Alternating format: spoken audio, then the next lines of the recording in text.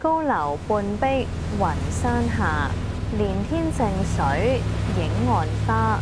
舟泊無定人流去，幸得安身是吾家。這是一首兼具空間層次感與隨遇而安哲理的當代原創七言絕句。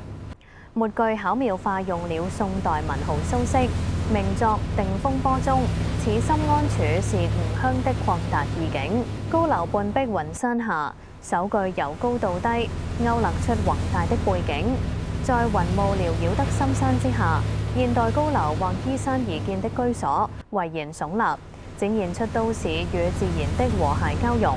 連天靜水影岸花，次句柔軟及近，將視線引導至水平面，平靜如鏡的水面彷彿與天相接，清澈地倒映住岸邊盛開的鮮花，營造出寧靜唯美的畫面感。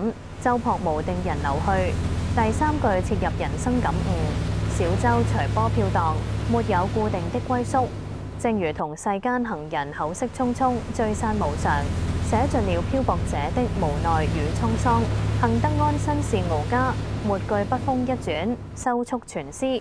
即便外界環境再多變，人生再多漂泊，只要當下能有一個讓身心安定、安頓的港灣，這裏就是無可替代的家。